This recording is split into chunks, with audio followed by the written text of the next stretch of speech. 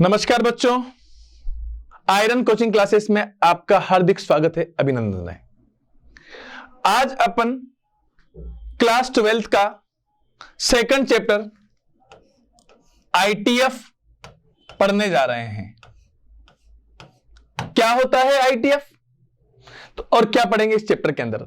तो इस चैप्टर के अंदर सबसे पहले अपन पढ़ेंगे इंट्रोडक्शन। किसी भी चैप्टर को स्टार्ट करते तो उसका इंट्रोडक्शन जरूरी है कि भाई चैप्टर है क्या। दूसरी चीज पढ़ेंगे बेसिक कॉन्सेप्ट। जब चैप्टर का नाम आईटीएफ है, इनवर्स ट्रिग्नोमेट्री फंक्शन, तो फंक्शन की जब बात हो तो डोमेन एंड प्रिंसिपल वैल्यू इसके बारे में बात नहीं हो, ऐसा हो ही नहीं सकता। डोमेन रेंज के बिना पॉसिबल नहीं है। ग्राफ ऑफ आईटीएफ के ग्राफ के बारे में बात करेंगे कि इनवर्स ट्रिग्नोमेट्री फंक्शन के क्या क्या ग्राफ होते हैं। प्रॉपर्टीज ऑफ आईटीएफ की क्या क्या प्रॉपर्टी है। सीयूटी में आए हुए प्रीवियस ईयर के क्वेश्चंस, इनके बारे में अपन डिस्कस करेंगे। और important question for board exam की दृष्टि से क्या क्या क्वेश्चन इंपॉर्टेंट है, इन सभी के बारे में अपन पहले बात करेंगे। देखो, सबसे पहली चीज अपन बात करते हैं इस चैप्टर के इंट्रोडक्शन की। इंट्रोडक्शन में अगर अपन बात करें तो अपन सबसे पहली चीज पढ़ेंगे कि आईटीएफ होता क्या है।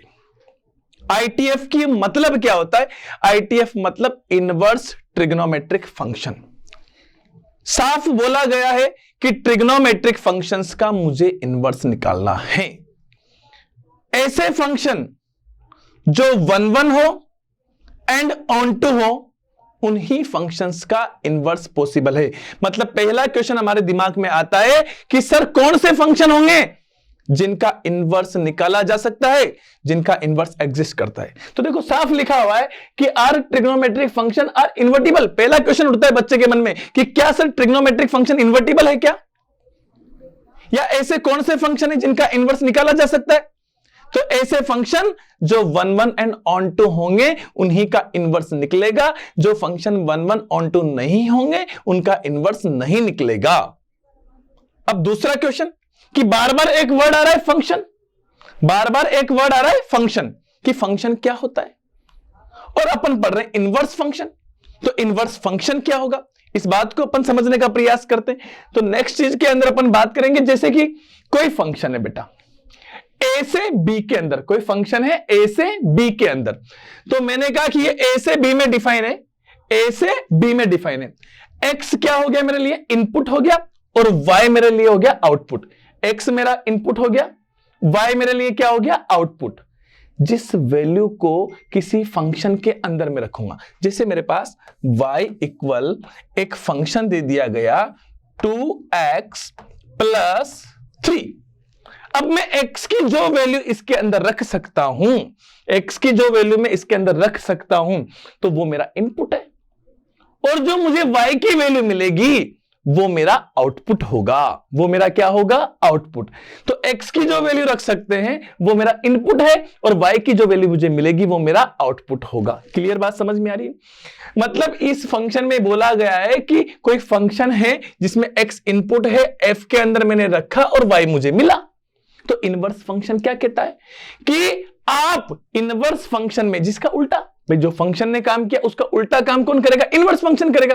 f ने काम किया, x रखने पर मुझे y मिला।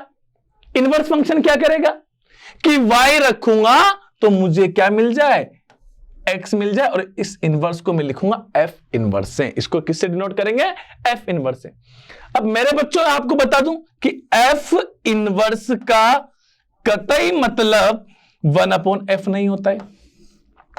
कभी भी ये मत सोचना कि f इनवर्स 1/f के बराबर होता है। अगर ऐसा कोई बताता है तो गलत है। ये एक सिंबल है, सिर्फ इसको रिप्रेजेंट करने का सिंबल है कि इनवर्स फंक्शन को रिप्रेजेंट कैसे करते हैं, f इनवर्स 1। ठीक है, f इनवर्स से रिप्रेजेंट करते हैं, मतलब f के ऊपर -1 लिखा हुआ होता है। क्लियर बात समझ में? अब देखो, हमारे पास बार बार एक बात आ रही है कि अपन पढ़ रहे हैं इनवर्स ट्रिग्नोमेट्रिक फंक्शन। पहला क्वेश्चन दिमाग में आया कि सर ऐसे कौन से फंक्शन होंगे जिनका इनवर्स एग्जिस्ट करेगा, और ऐसे कौन से फंक्शन होंगे जिनका इनवर्स एग्जिस्ट नहीं करेगा। मैंने पहला आंसर दिया कि वो फंक्शन जो 1 एंड ऑन टू होंगे, मतलब बाइजेक्टिव फंक्शन होंगे, वही इन्वर्टिबल फंक्शन होंगे, उन्हीं का इनवर्स एग्जिस्ट करेगा। जो फंक्शन 1 ऑन टू नहीं होंगे उन फंक्शन का इनवर्स एग्जिस्ट नहीं करेगा। पहला क्वेश्चन यही आता है कि सर फंक्शन होता क्या है, फंक्शन बोलते किसको है और फंक्शन में कब 1 1 होगा, कब ऑन टू होगा, कब मेनी वन होगा और कब इनटू होगा। पहली बात अपने को यह सीखनी है कि फंक्शन है क्या। तो अपन बात करते हैं नेक्स्ट फंक्शन की। कोई भी फंक्शन f सेट ए से सेट बी में डिफाइन होगा अगर सेट ए का हर एक एलिमेंट सेट बी के एलिमेंट्स के साथ यूनिकली रिलेशन रखे तो फंक्शन डिफाइन होगा, अन्यथा फंक्शन डिफाइन होगा। मतलब कोई भी फंक्शन f क्या होगा, कब डिफाइन होगा, कब फंक्शन बनेगा। तो कोई भी फंक्शन f सेट a से सेट b में तब डिफाइन होगा जब सेट a का हर एक एलिमेंट सेट b के एलिमेंट्स के साथ, वहां पे हर एक नहीं बोला है, यहां पे देखो लिखा हुआ है a function f is defined from set a to set b if every element of set a। Set a का तो हर एक एलिमेंट होना चाहिए, एक भी एलिमेंट खाली नहीं छूटना चाहिए। तो every element of set A has uniquely relation, uniquely का मतलब सिंगल रिलेशन रखे, मतलब साफ है एक पति एक पत्नी रखे, एक पति एक से ज्यादा पत्नी नहीं रखे। आप समझते होंगे, अपनी सामान्य भाषा में मैं बात करूं कि हमारे कौन से परिवारों में फंक्शन होता है, कौन से परिवार में पिता अपनी बेटी को देना पसंद करता है, तो उस परिवार में बेटी देना पसंद करता है एक पिता जिस परिवार के अंदर एक संस्कारी परिवार हो, एक संस्कारी बच्चा हो, ऐसा लड़का हो जिसकी शादी सिर्फ एक ही बार हुई हो। ऐसा परिवार नहीं हो कि जिस परिवार में किसी भी लड़के की एक से ज्यादा शादी हो रही हो, ऐसे परिवार में बेटी देना पसंद नहीं करता, मतलब वहां पे फंक्शन नहीं होगा।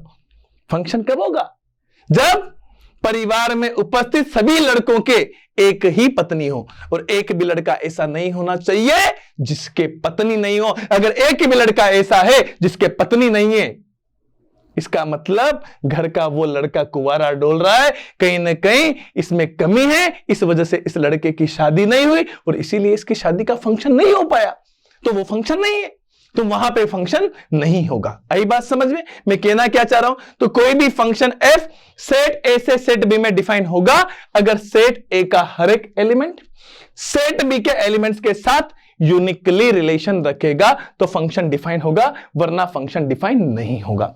दूसरी बात कि इट इज डिनोटेड बाय, इसको फंक्शन को डिनोट कैसे करेंगे, f a से b में कैसे डिनोट करेंगे, थोड़ा सा गलत लिखा हुआ बेटा, f/a से b में डिफाइन होगा। आगे बात समझ में।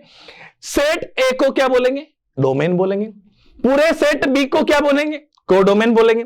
और ऐसे एलिमेंट जो सेट ए के एलिमेंट है, सेट ए के जो एलिमेंट सेट बी के एलिमेंट के साथ रिलेशन रख रहे हैं, सेट बी के जिन एलिमेंट्स के साथ सेट ए ने रिलेशन रखा है, सेट बी के वो सभी एलिमेंट्स रेंज के एलिमेंट कहलाएंगे। क्या कहलाएंगे बेटा, रेंज के एलिमेंट। तो यहां लिखा हुआ है कि elements of set B which are related to elements of set B are element of range. वो काय के एलिमेंट होंगे, रेंज। अभी मैं पूरी बात समझाता हूं, कौन सा डोमेन होगा, कौन सा कोडोमेन होगा और कौन से एलिमेंट रेंज के होंगे। पहली काम की बात ये। दूसरी बात मैं बताऊंगा कब फंक्शन बनेगा और कब नहीं बनेगा। तो अपन बात करते हैं, जैसे कि ये कोई फंक्शन है, मैंने कहा ये फंक्शन सेट ए से सेट बी में डिफाइन है, ठीक है। यहां पे 1 ने रिलेशन रखा है बी के साथ, 2 ने रिलेशन रखा है सी के साथ, 4 ने रिलेशन रखा ए के साथ, और 3 ने रिलेशन रखा डी के साथ, और 5 ने पुनः रिलेशन रख लिया बी के साथ। तो पहली बात मैंने कहा फंक्शन डिफाइन है या नहीं है। पहला क्वेश्चन आपके दिमाग में आता है कि यह फंक्शन है या नहीं है। तो मैंने क्या कहा कि कोई भी फंक्शन f सेट ए से सेट बी में डिफाइन होगा अगर सेट ए का हर एक एलिमेंट, तो देखो सेट ए के हर एक एलिमेंट से रिलेशन रखा है, बिल्कुल रखा है सर। एक भी एलिमेंट सेट ए का खाली है क्या, सर नहीं है। एक भी एलिमेंट सबके साथ रिलेशन रखा हुआ है, सबने रिलेशन रखा हुआ है, सब कह रहे हैं हमारे पत्नियां हैं। अब कितनी है आगे देखते हैं। तो 1 ने कहा मेरी पत्नी का नाम बी है, 2 ने कहा मेरी पत्नी का नाम सी है, डी ने कहा मेरी पत्नी का नाम, 3 ने कहा मेरी पत्नी का नाम डी है, 4 ने कहा मेरी पत्नी का नाम ए है, और 5 ने कहा मेरी पत्नी का नाम बी है। सब क्या कह रहे हैं, एक ही बार नाम ले रहे अपनी पत्नी का। इसका मतलब क्या हुआ कि सेट ए का हर एक एलिमेंट एक के साथ रिलेशन बना रहा है, इसलिए ये क्या होगा, फंक्शन होगा। इसलिए अपन क्या कह सकते हैं कि इट इज अ फंक्शन। ये क्या होगा बेटा, एक फंक्शन होगा। पहली काम की बात, ये क्या है, एक फंक्शन है। आगे बात समझे, एक एग्जांपल और देता हूं। जैसे 1 ने रखा a के साथ, 2 ने रखा b के साथ, 3 ने रखा c के साथ, 3 ने रखा d के साथ, 4 ने रखा e के साथ और 5 ने रखा c के साथ। आप देख पा रहे हो क्या यहां पे भी फंक्शन है क्या? तो मैंने कहा फंक्शन के लिए सबसे पहली बात कि कोई भी फंक्शन f फंक्शन डिफाइन होगा अगर सेट ए का हर एक एलिमेंट, तो सेट ए के हर एक एलिमेंट ने रिलेशन रखा है। बिल्कुल सर रखा है। क्या सभी के एक ही पत्नी है क्या? मतलब सभी एलिमेंट्स ने एक के साथ ही रिलेशन रखा है क्या? तो देखो यहां पे एलिमेंट 3 है, इस एलिमेंट 3 ने कितने के साथ रिलेशन रखा? सी के साथ भी रखा और डी के साथ रखा। मतलब एलिमेंट 3 क्या कह रहा है? भैया मेरी पत्नी का नाम तो सी और डी है, मेरे 2 पत्नियां हैं। बताओ, एक व्यक्ति के 2 पत्नी हैं, क्या यह व्यक्ति सही होगा? क्या यह व्यक्ति जिस परिवार में होगा उस परिवार में कोई व्यक्ति, कोई पिता दोबारा पत्नी देने का कोशिश करेगा? नहीं देगा। कि यहां पे तो ये ऐसा व्यक्ति है जो एक से ज्यादा पत्नियां रखता है, मतलब इस परिवार में फंक्शन नहीं हो तो ज्यादा अच्छा है, मतलब ये फंक्शन नहीं होगा, मतलब ये फंक्शन ए से बी में डिफाइन नहीं होगा। तो क्या लिखेंगे? It is not a function, ये एक फंक्शन नहीं है। पहली काम की बात, ये फंक्शन नहीं। पहली चीज आपको डिफाइन होना चाहिए कि फंक्शन है या नहीं है। अगली बात करता हूं मैं कि मैंने कहा इसने इसके साथ रिलेशन रखा बेटा, इसने इसके साथ रिलेशन रखा, इसने इसके साथ रिलेशन रखा, इसने इसके साथ रिलेशन रखा, इसने इसके साथ रिलेशन रखा। क्या ये फंक्शन है क्या? चलो मैं थोड़ा सा इसमें चेंजेस करता हूं, हल्का सा परिवर्तित करता हूं। भाई मैं यहां पे आपको बताना चाहता हूं कि ये 5 है और 5 ने किसी के साथ भी रिलेशन नहीं रखा, ये कोई फंक्शन है। और कहां से कहां डिफाइन है बेटा? ए से बी के अंदर की बात कर रहा है। किससे बात कर रहा है? ए से बी के अंदर की बात कर रहा है ये। तो क्या कह रहा है ए से बी में? देखिएगा, अपन थोड़ा सा कलर चेंज कर लेते हैं भाई, पेन का रेड कलर कर लेते हैं ना। तो मैंने कहा ये फंक्शन है बेटा, ए से बी के अंदर बात कर रहे हैं अपन। कहां से कर रहे हैं? ए से बी के अंदर। मैंने कहा ये फंक्शन है। अब मैंने कहा इसको चेक करेंगे ये फंक्शन है कि नहीं। तो फंक्शन की डेफिनेशन क्या कहती है कि कोई भी फंक्शन एफ सेट ए से सेट बी में डिफाइन होगा अगर सेट ए का हर एक एलिमेंट, क्या हर एक एलिमेंट ने रिलेशन रखा है क्या? सर नहीं रखा। यहां पे एलिमेंट 5 ऐसा है जिसने किसी के साथ कोई रिलेशन नहीं रखा, इसका मतलब ये फंक्शन नहीं होगा। मतलब मैं कह सकता हूं कि it is not a function, ये एक फंक्शन नहीं होगा। क्लियर? बात समझ में आ रही है मैं क्या कहना चाह रहा हूं? अभी एक और एग्जांपल से देख लीजिए। मान लीजिए 1 ने रखा सी के साथ, 2 ने रखा ए के साथ, 3 ने रखा बी के साथ, 3 ने रखा डी के साथ, 3 ने रखा ई के साथ, 4 ने रखा सी के साथ और 5 ने रखा डी के साथ। तो मैंने क्या कहा, क्या ये फंक्शन है? तो आप साफ देख पा रहे हो कि सर एलिमेंट 3 ऐसा है जिसने 3 पत्नियां रखी हुई है, 3 के साथ विवाह रचाया हुआ है, मतलब इसने यूनिकली रिलेशन रखा। क्या यूनिकली रिलेशन है? जी नहीं, ये यूनिकली रिलेशन नहीं है, मतलब ये एक फंक्शन नहीं होगा। इट इज नॉट फंक्शन, यह एक फंक्शन नहीं होगा। तो it is not a function कहने का मतलब कोई भी फंक्शन एफ बेटा सेट ए से सेट बी में तब डिफाइन होगा जब सेट ए का हर एक एलिमेंट, मतलब पहली बात सेट ए में से कोई भी एलिमेंट खाली नहीं होना चाहिए, सेट बी के एलिमेंट्स के साथ यूनिकली रिलेशन रखे। यूनिकली रिलेशन का सीधा मतलब एक ही है कि सेट ए का एक एलिमेंट एक ही के साथ रिलेशन रखेगा, सेट ए का कोई भी एक एलिमेंट एक से ज्यादा के साथ रिलेशन नहीं रखेगा तो फंक्शन डिफाइन होगा, वरना फंक्शन डिफाइन नहीं होगा। ये तो पहला शब्द जो आईटीएफ में आया, इनवर्स ट्रिग्नोमेट्री फंक्शन। तो फंक्शन होता क्या है, उस फंक्शन के बारे में क्या बात करते हैं, फंक्शन कब बनता है, पहली बात ये समझ में आनी चाहिए कि फंक्शन है क्या। उसके बाद बात करेंगे कि फंक्शन कब 1 होगा, कब मेनी 1 होगा, कब ऑन टू होगा और कब इनटू होगा। बात की बात है, पहले पता तो चले फंक्शन है भी है या नहीं है। अगली बात करते हैं अपन, ये 2 और एग्जांपल ले लेते हैं अपन। जैसे मान लीजिए कोई फंक्शन है बेटा ए से बी में डिफाइन है, एफ फंक्शन के माध्यम से डिफाइन दे रखा है ये, इसने इसके साथ रिलेशन रख लिया, इसने इसके साथ रख लिया, इसने भी इसके साथ रिलेशन रख लिया, इसने इसके साथ रिलेशन रख लिया, इसने इसके साथ रिलेशन रख लिया। क्या ये फंक्शन है क्या? जी हाँ, सेट ए का हर एक एलिमेंट रिलेशन रख रहा है, सेट बी के एलिमेंट्स के साथ, और कैसा रिलेशन रख रहा है? Uniquely relation. कैसा रिलेशन रख रहा है भैया? यूनिकली रिलेशन रख रहा है, इसलिए ये फंक्शन होगा। अगली बात करते हैं, ये अगर फंक्शन है तो देखो इसके अंदर की और बातें करता हूं। इट इज अ फंक्शन, ये एक फंक्शन है। पहले काम की बात ये अपन ने कर दी। दूसरी बात, मैंने क्या कहा कि कोई भी फंक्शन f बेटा सेट a से सेट b में डिफाइन है। अगर कोई भी फंक्शन f सेट a से सेट b में डिफाइन है तो सेट a के जो एलिमेंट रिलेशन रख रहे हैं, सेट a जो होगा वो क्या कहलाएगा? डोमेन कहलाएगा। मतलब इस फंक्शन का जो डोमेन है बेटा, इस फंक्शन का जो डोमेन है वो क्या होगा? इस फंक्शन का डोमेन होगा सेट a के सारे एलिमेंट का समूह। तो 1, ये 1, 2, 3, 4 और 5, ये क्या है? डोमेन के एलिमेंट है। काय के एलिमेंट है बेटा? डोमेन के। मैं बात करूं कोडोमेन क्या होगा? कोडोमेन क्या होगा? तो सेट ए से बी में फंक्शन डिफाइन है। सेट ए के एलिमेंट रिलेशन रख रहे हैं किसके साथ? सेट बी के साथ। तो पूरा सेट बी जो होगा वो आपका क्या कहलाएगा? कोडोमेन कहलाएगा। पूरा सेट बी क्या कहलाएगा बेटा? कोडोमेन कहलाएगा। और सेट बी के जो एलिमेंट सेट ए के एलिमेंट्स के साथ रिलेशन रख रहे हैं, मतलब सेट बी के वो एलिमेंट जो सेट ए की इमेज है। तो कौन कौन से एलिमेंट है जो इमेज है? वही एलिमेंट क्या कहलाएंगे बेटा? रेंज के एलिमेंट कहलाएंगे। काय के एलिमेंट कहलाएंगे? रेंज के। रेंज में क्या आ जाएगा? ए आ जाएगा, बी आ जाएगा, सी आ जाएगा और डी आ जाएगा। आ गई बात समझ में? यहां पे कोडोमेन तो पूरा सेट बी होगा और सेट बी के जो एलिमेंट इनवर्सली रिलेशन या जो एलिमेंट सेट ए के साथ रिलेशन में है वो एलिमेंट क्या कहलाएंगे? रेंज के एलिमेंट। ये बात हुई डोमेन की, कोडोमेन की और रेंज की। क्लियर? पहली बात करी अपन ने फंक्शन की कि फंक्शन क्या होता है।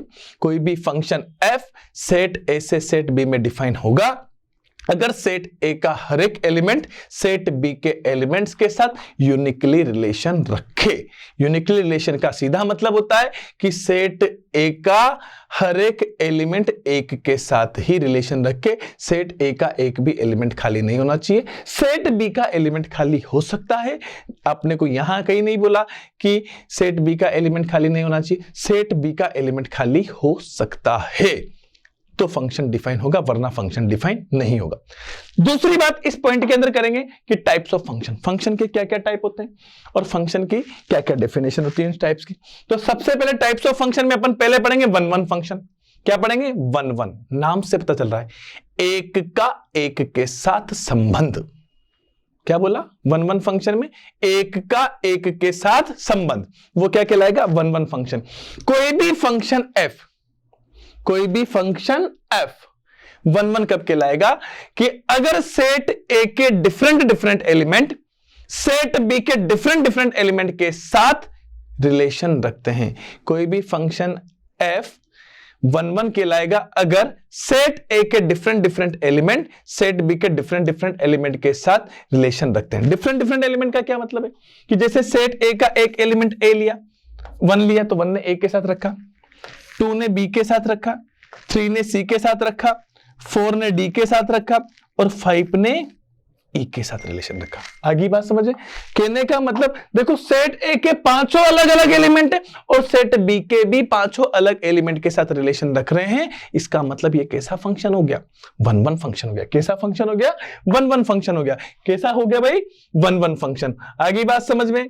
अगर मैं यहां पे बात करूं कि ये एक और एग्जांपल लेते हैं कि ये कोई फंक्शन है बेटा f a से b में डिफाइन है। कोई फंक्शन f है जो a से b में डिफाइन है। मैंने कहा यहां पे 1 ने c के साथ रिलेशन रख दिया, 2 ने a के साथ रिलेशन रख दिया, 3 ने b के साथ रिलेशन रख दिया, 4 ने d के साथ रिलेशन रख दिया और 5 ने भी अगर डी के साथ रिलेशन रख दिया, तो आप एक चीज देख पा रहे हो कि यहां पे एक से ज्यादा एलिमेंट, सेट ए के एक से ज्यादा एलिमेंट सेट बी के एक ही एलिमेंट के साथ रिलेशन रख रहे हैं। तो यहां पे एक से ज्यादा है, एक से ज्यादा का मतलब क्या हो गया, मेनी।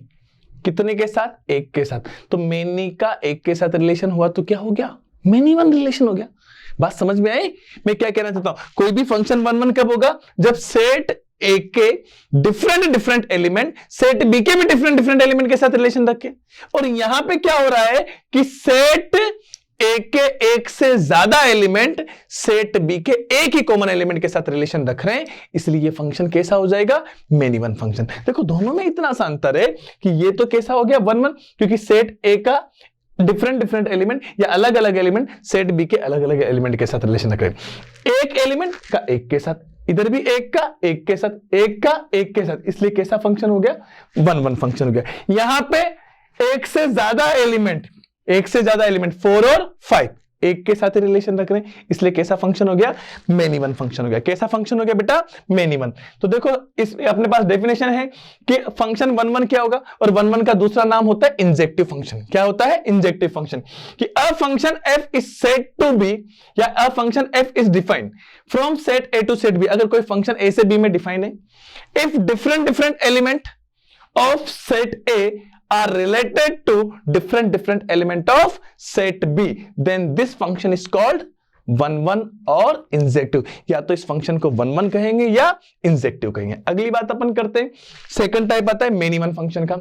मैंने क्या कहा कि कोई भी फंक्शन मेनी वन कब कहलाएगा, कि अगर सेट ए के एक से ज्यादा एलिमेंट, अगर सेट ए के एक से ज्यादा एलिमेंट सेट बी के एक ही एलिमेंट के साथ रिलेशन रखते हैं, तो फंक्शन क्या कहलाएगा, मेनी वन। फॉर एग्जांपल जैसे 1 ने रखा बी के साथ, 2 ने भी बी के साथ, 3 ने भी बी के साथ, 4 ने भी बी के साथ और 5 ने भी बी के साथ। तो यहां पे एक से ज्यादा एलिमेंट है कि नहीं, सेट एक है, देखो सारे के सारे एलिमेंट एक से ज्यादा है, और इन्होंने किसके साथ रिलेशन रख लिया, एक ही एलिमेंट बी के साथ रिलेशन रख लिया कि नहीं रख लिया।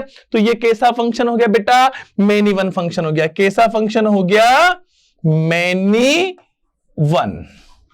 कैसा फंक्शन हो गया, मेनी वन फंक्शन हो गया, मेनी वन फंक्शन हो गया। क्लियर, आगे बात समझिए।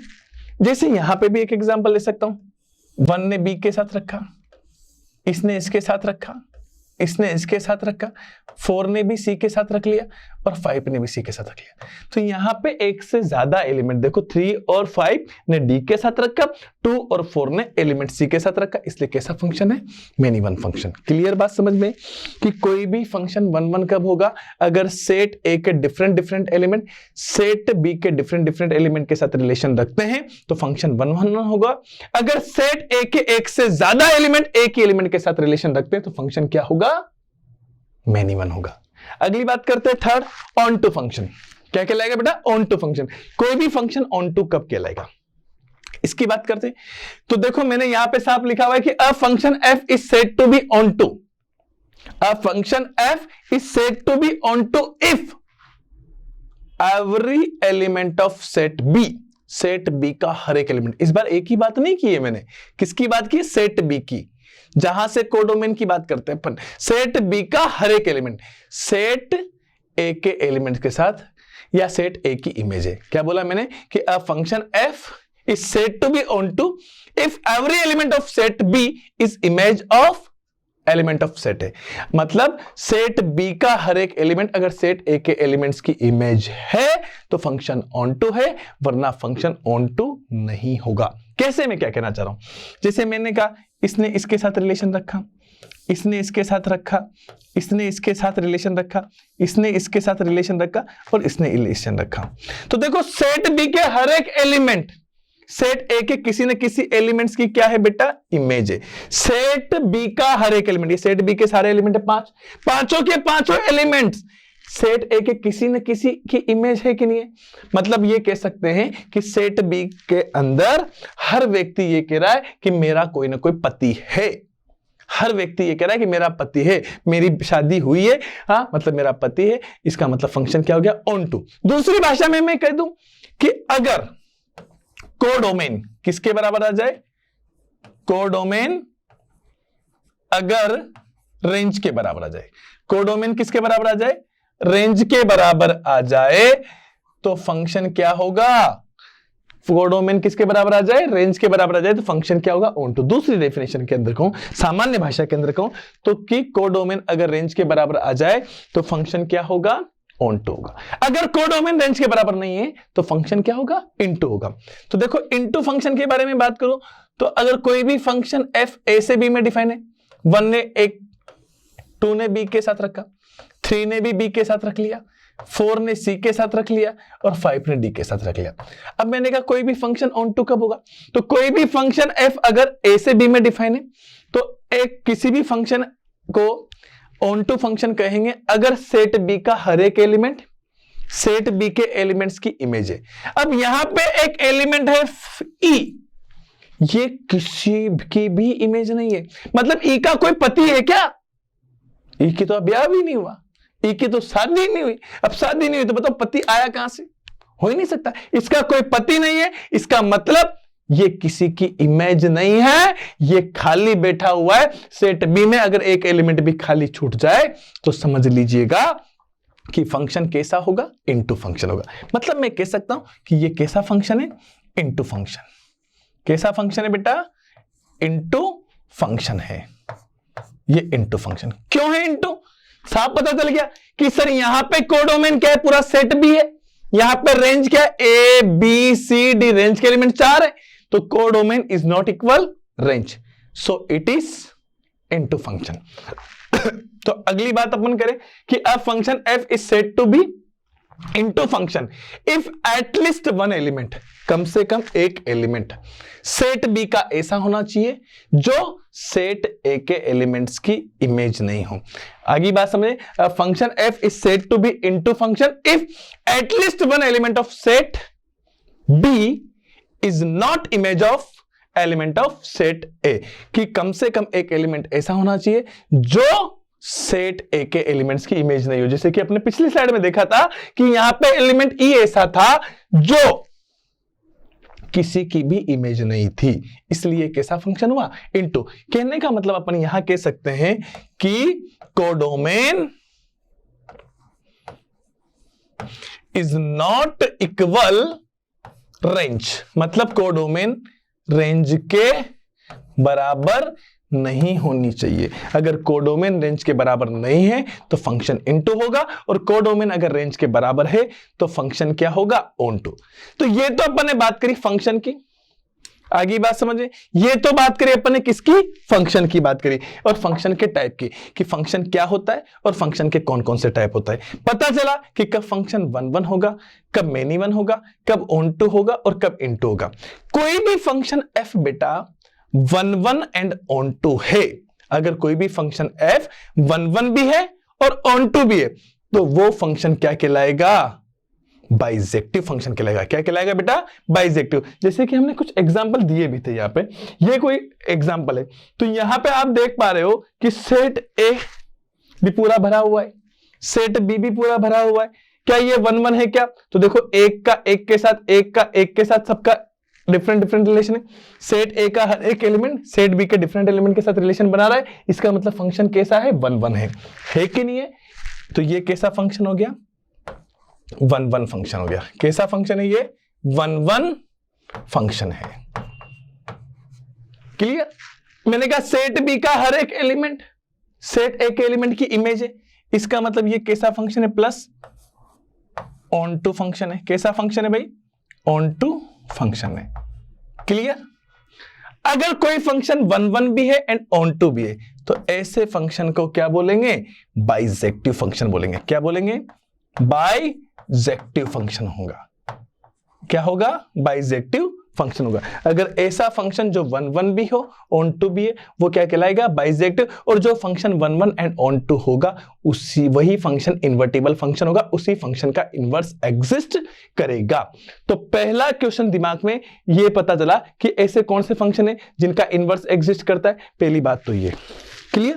पहली काम की बात अपन ने करी कि ऐसे कौन कौन से फंक्शन हैं हाँ जो 1 1 है, और कौन कौन से फंक्शन हैं जब ऑन टू होंगे, कब मेनी वन होगा, कब इनटू होगा। इन सारी बातों को अपन ने कर लिया कि कब फंक्शन 1 1 होता है, कब ऑन टू होता है, कब इनटू होता है। आ गई बात समझ में?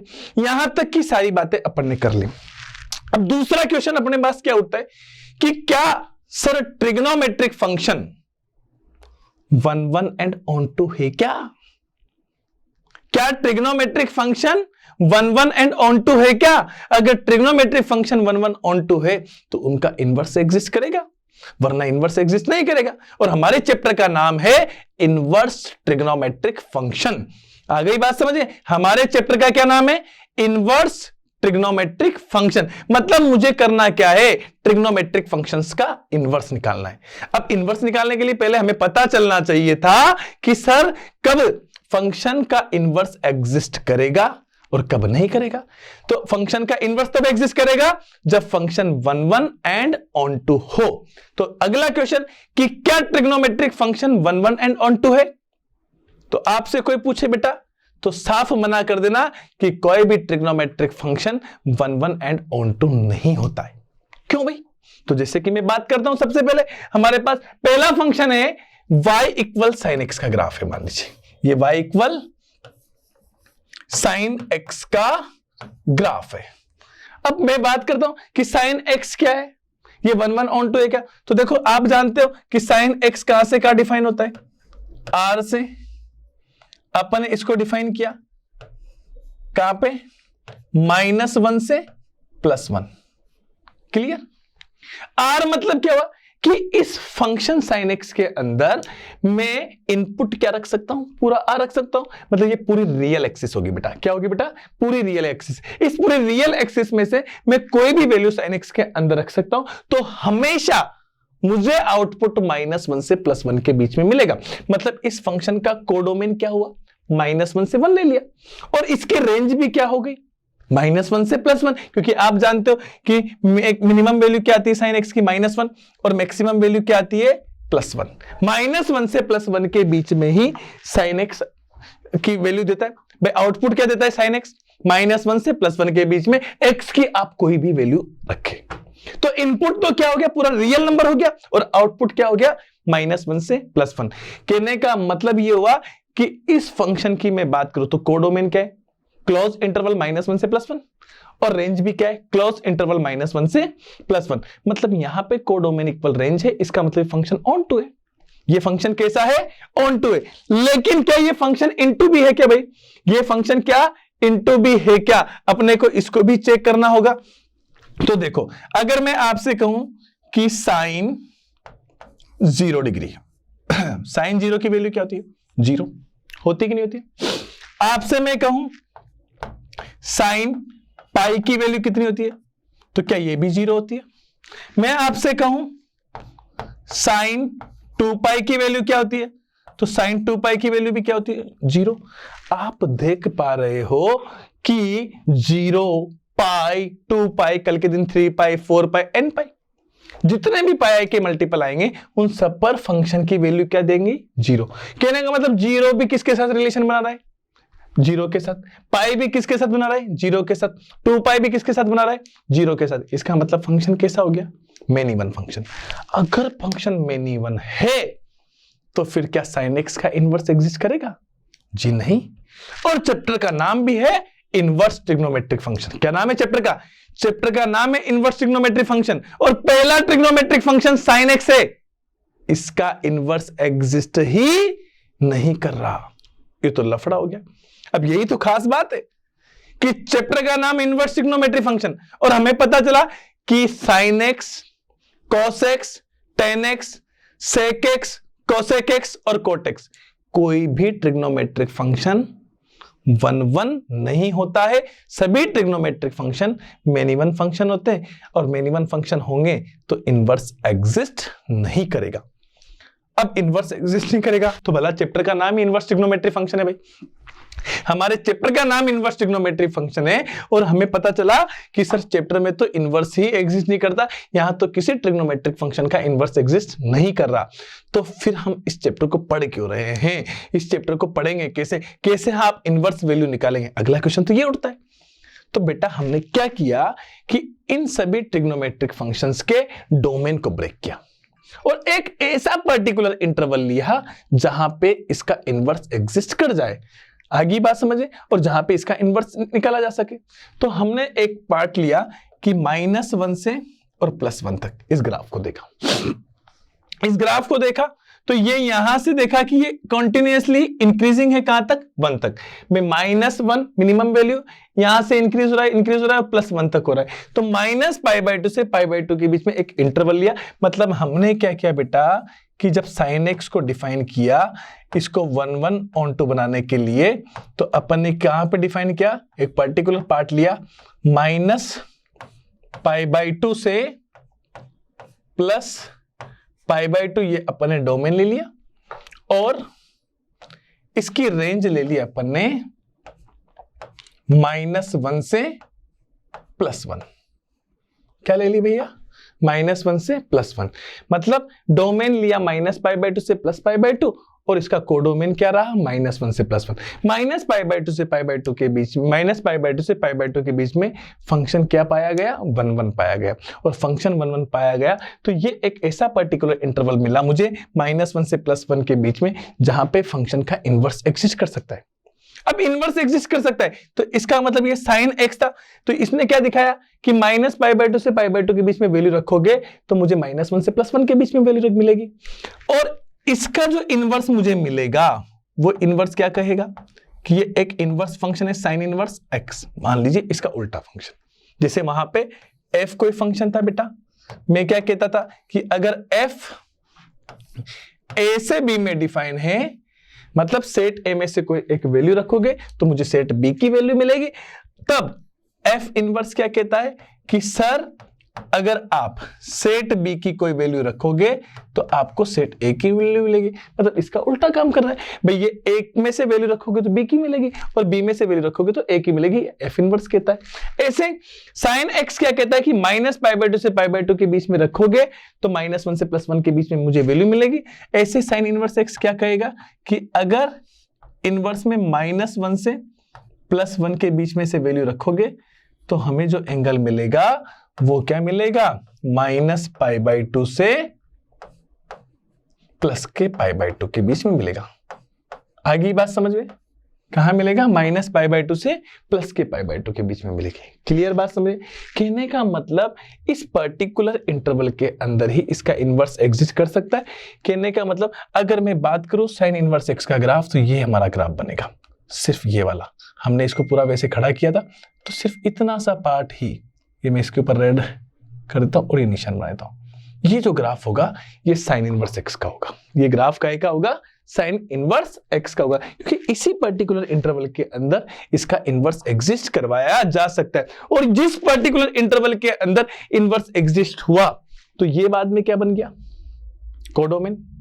यही बाद में क्या रह गई? रेंज। इसको बाद में हमने क्या कहा? प्रिंसिपल वैल्यू नाम दिया। क्या नाम दिया बेटा? प्रिंसिपल वैल्यू नाम दिया। ये हमारे क्या होगी? प्रिंसिपल वैल्यू हो गई। ये sin इनवर्स x की प्रिंसिपल वैल्यू होगी। क्लियर?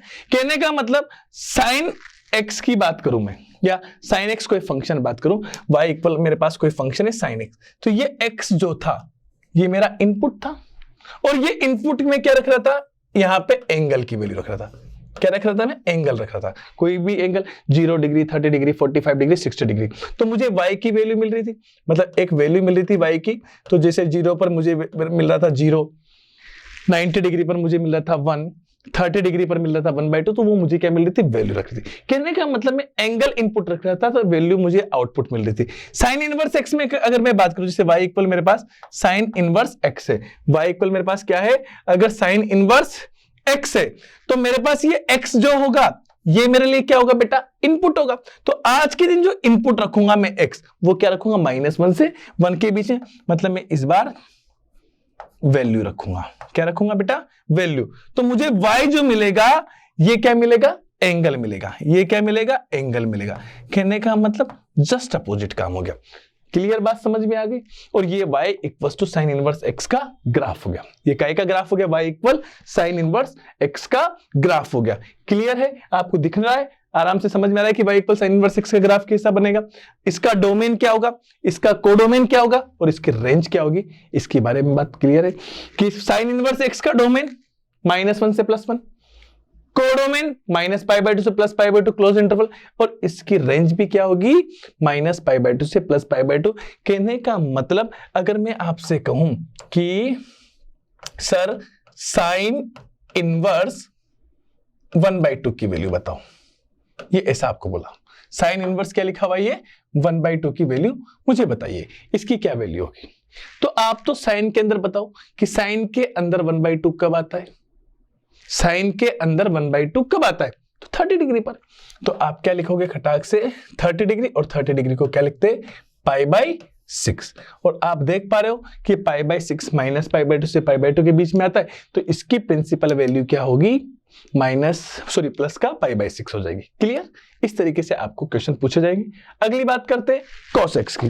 मैंने क्या कहा कि क्या cos x 1/1 फंक्शन है, क्या ऑन टू फंक्शन है क्या, तो मैंने कहा सर cos x भी 1/1 एंड ऑन टू फंक्शन नहीं होता है, इसका भी इनवर्स एग्जिस्ट नहीं करेगा। और सबसे बढ़िया तरीका मैं बताता हूं कि अगर आपको पता करना है कि कौन सा फंक्शन 1/1 है और कौन सा फंक्शन मेनी वन है, तो आपको जो ग्राफ दे रखा है, इस ग्राफ में एक्स एक्सिस के पैरेलल लाइन ड्रॉ करो। ये ऐसी, थोड़ा कलर चेंज कर लेते हैं क्योंकि व्हाइट पे व्हाइट दिखेगा नहीं ना भाई। तो ये आपने क्या किया, एक्स एक्सिस के पैरेलल एक लाइन ड्रॉ करी। अगर वो पैरेलल लाइन एक से ज्यादा पॉइंट पर इंटरसेक्ट करती है तो फंक्शन मेनी वन होगा, अगर एक ही पॉइंट पर इंटरसेक्ट करती है तो फंक्शन कैसा होगा, 1/1 होगा। आप देख पा रहे हो, 2 पॉइंट पर आगे कट करोगे तो 3 4 5 6 बहुत सारे पॉइंट मिलेंगे, तो एक से ज्यादा पॉइंट पर मुझे कट करती हुई दिखाई दे रही है, इसका मतलब फंक्शन कैसा है, मेनी वन। अगर मेनी वन है तो इसका भी इनवर्स एग्जिस्ट नहीं करेगा। अगर इसका भी इनवर्स एग्जिस्ट नहीं करेगा तो अगर मैं आपसे बात करूं जैसे y इक्वल, ये cos x का ग्राफ है, y इक्वल cos x। अब cos x में आप देख पा रहे हो कि इनपुट में मैं क्या रख सकता हूं, तो माइनस इनफाइनाइट से प्लस इनफाइनाइट, पूरी रियल वैल्यू रख सकता हूं, नहीं रख सकता हूं। तो cos x डिफाइन कहां से कहां होगा, r से डिफाइन होगा। कहां तक होगा, तो मैक्सिमम वैल्यू वही -1 से +1, तो ये मैक्सिमम वैल्यू आ गई हमारे पास -1 से +1।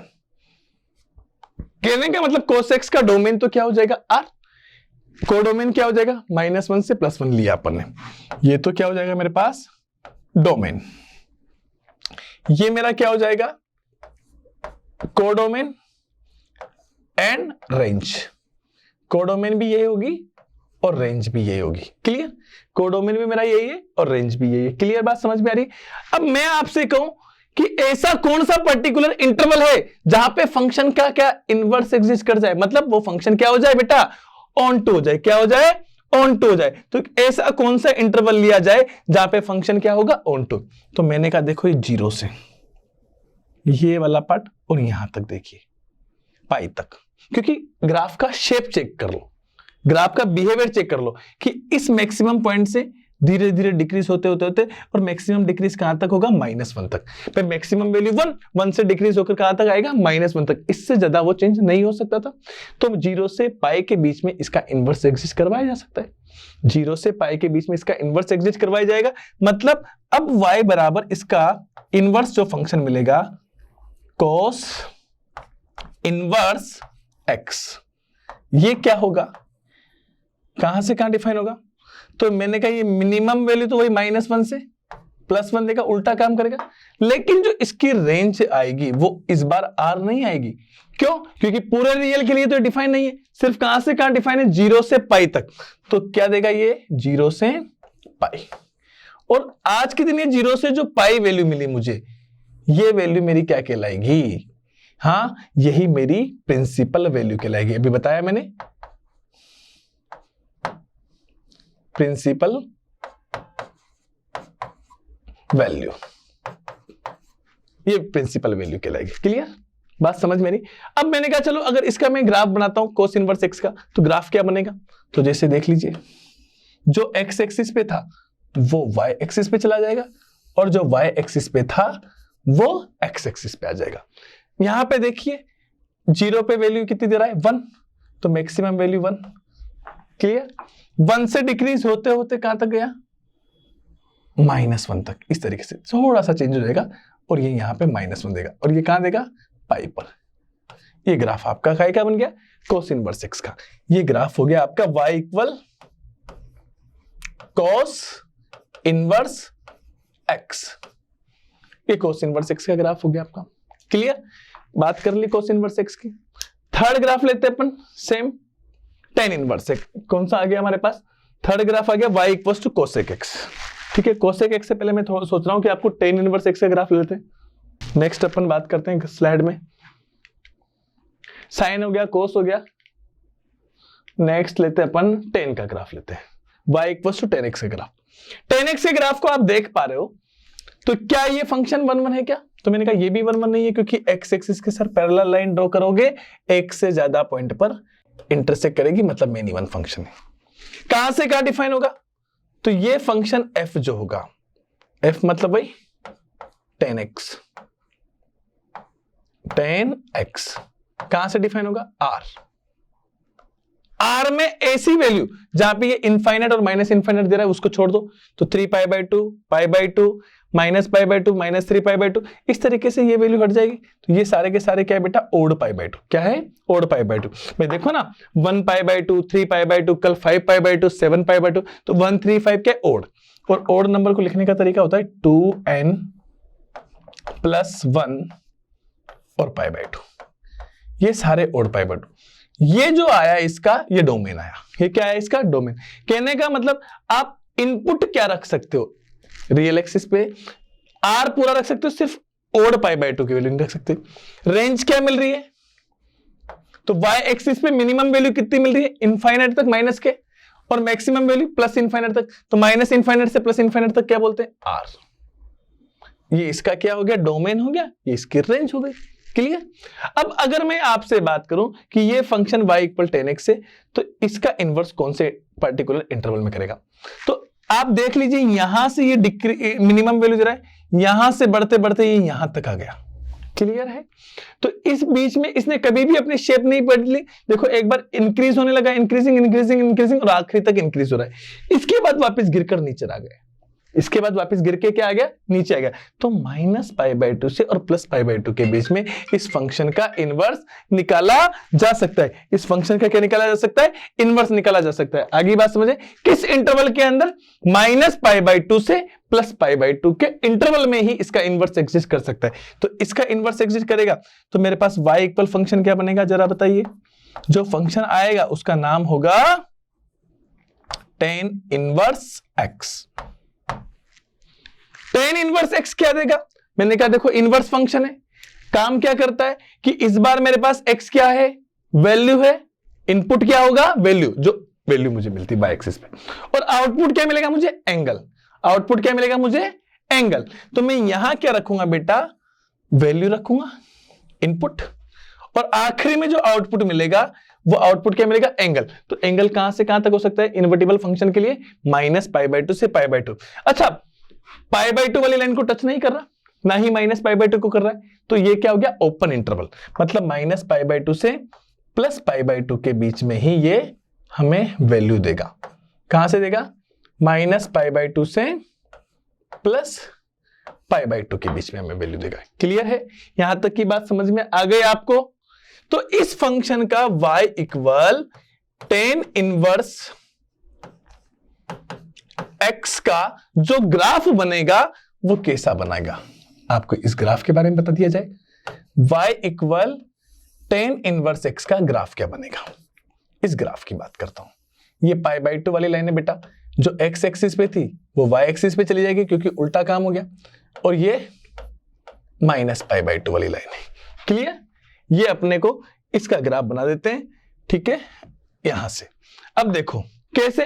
0 पे कितनी दे रहा है बेटा? 0 से π/2 की तरफ जा रहे हैं तो इनफाइनाइट की तरफ बढ़ रहा है, और 0 से इधर जा रहे हैं तो माइनस इनफाइनाइट की तरफ बढ़ रहा है। ये ग्राफ का हो जाएगा मेरे पास। ये इसको टच नहीं करेगा भाई, थोड़ा सा इस तरीके से मोमेंटम जाएगा ना, टच होके जा रहा है। थोड़ा सा मैं मिटा देता हूं। पूरा समझा देता हूं आपको कि ये हमारे पास इस तरीके से जाएगा, ऐसे यहां से इंक्रीज होता होता ऐसा इस तरीके से जाएगा। क्लियर? तो ये ग्राफ का बनेगा y equal tan inverse x का। कहने का मतलब अगर टेन इनवर्स एक्स की बात करूंगा तो ये इसका क्या हो जाएगा बेटा, डोमेन हो जाएगा, यही इसकी क्या हो जाएगी, रेंज हो जाएगी, और इस रेंज को ही आप क्या बोलेंगे, प्रिंसिपल वैल्यू। रेंज को ही क्या बोलेंगे, प्रिंसिपल वैल्यू बोलेंगे। ये आपके टेन इनवर्स एक्स की प्रिंसिपल वैल्यू हो जाएगी।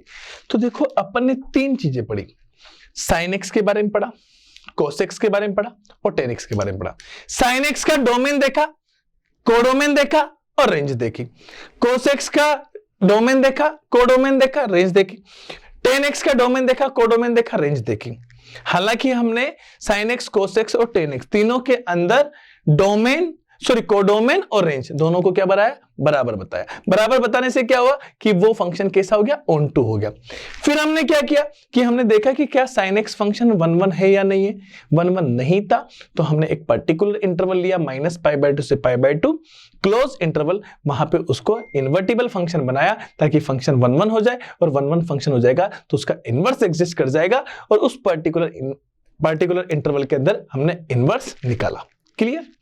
ये बातें आज के दिन अपन ने कही है। तीन फंक्शन के बारे में पढ़ा है, साइन एक्स, कोस एक्स और टेन एक्स। अगले तीन के बारे में अपन नेक्स्ट क्लास के अंदर पढ़ेंगे। और मेरे बच्चों, मेरे प्यारे विद्यार्थियों, आप इसी तरीके से आयरन क्लासेस को प्यार देते रहिए, मेहनत करते रहिए। मुझे विश्वास है कि आयरन के आप वो सितारे रहोगे जो आयरन का ही नहीं, अपना स्वयं का नाम भी देश के और राजस्थान के इतिहास के पन्नों में लिखने जा रहे हो। और हमें उन लोगों की बात नहीं करनी जिनके नामो निशान खत्म हो चुके हैं। बाकी हंसते रहिए, मुस्कुराते रहिए, देखते रहिए मैथमेटिक्स का शो। ओके, दिन नेक्स्ट मीटिंग। Thank you.